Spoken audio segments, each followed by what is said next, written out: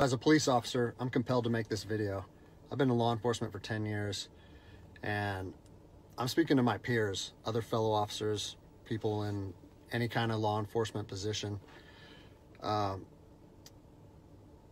seen officers nationwide enforcing tyrannical orders against the people, and I'm hoping it's the minority of officers, but I'm not sure anymore, because every time I turn on the television, every time I look to the internet, I'm seeing people arrested or cited for going to church, for traveling on the roadways, for going surfing, opening their businesses, going to the park with their families, or doing nails out of their own house, using their own house as a place of business, and having undercover agents go there and arrest them and charge them with what? With a crime? I don't know what crime people are committing by doing nails in their own house, but we're seeing this more and more and more, and we need to start looking at ourselves as officers and thinking, is what I'm doing right? Now, I want to remind you that regardless of where you stand on the coronavirus, we don't have the authority to do those things to people just because a mayor or a governor tells you otherwise.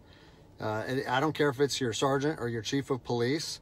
We don't get to violate people's constitutional rights because somebody in our chain of command tells us otherwise. It's not how this country works. Those are de facto arrests.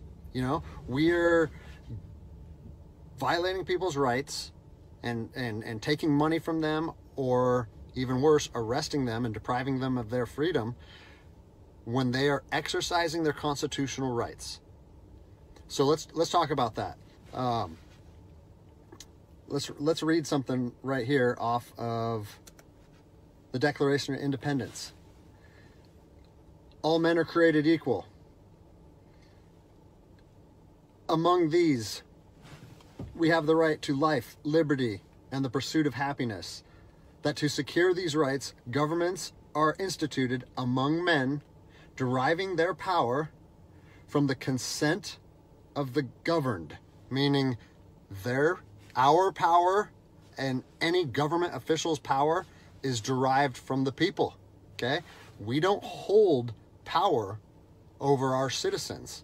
It's contradictory to everything that our country stands for. And this is what I'm seeing. First Amendment rights, telling people they can't go to church, freedom of religion. Okay? Telling people they can't protest, freedom of assembly. Fourth Amendment violations, illegal traffic stops to check for papers. What are you, the Gestapo? Is this 1930s Nazi Germany? You don't get to stop people unless you have reasonable suspicion or probable cause that they have committed a crime. And I know people that have personally been stopped saying, we want to see papers showing that you're essential. David 2, copy a phone call. That is not how our job works, okay?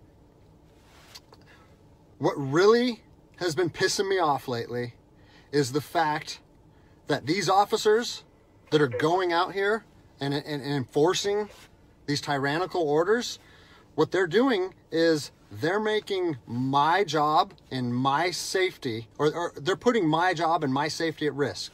Because what you're doing is you're widening the gap between public trust and law enforcement officers.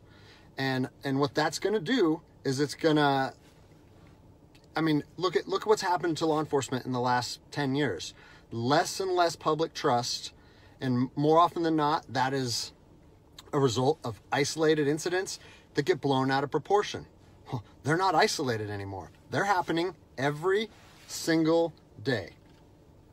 And the thing that I want you guys to realize is that our power that we hold as law enforcement officers is nothing more than a facade. It's a badge and a gun. And people, you don't realize, if you haven't lived in anarchy, if you haven't seen combat, things can be stripped from people in a heartbeat. And that's what I'm afraid of. I'm afraid that these actions are going to wake a sleeping giant, i.e. the American people, okay? They are going to be put in a position where they won't have their rights trampled anymore. And us as law enforcement officers, we'll have our ability to enforce the law stripped from us in about 10 minutes. Okay? I think what is going to happen if this continues is we're going to see bloodshed in the streets. Okay? I don't want to see bloodshed in the streets on either side of this coin. I don't want to see fellow officers get injured or killed, and I certainly don't want to see citizens get injured or killed. And I promise you, most of you out there doing these tyrannical acts against our citizens, you're not ready for combat. You're not mentally or physically ready for combat in the first place. I promise you, you don't want to go through that, and I hope I never have to go through that again. You know, you don't get to just say, well, I'm doing this because I was told to do so, or I'm following orders, or I need to keep this job. Guess what? I need to keep this job more than anybody. I have 3 young children. I have 2 houses. Like, I have the same sob story that the rest of you guys have. But my personal choices and my living arrangements, no matter what they are, don't allow me to trample on people's rights. And I don't understand why that concept is so hard for people to understand. Listen, you need to stand up for what's right. You need to, if you're part of a department or an agency that is asking people or asking their officers or their deputies to impose on people's rights and infringe on their freedoms, you need to step up and say, no, that's not me. That's not what I signed up for, and that's going against my oath. And if that costs you your job, so be it. At least you'll be able to look at yourself in the mirror at night.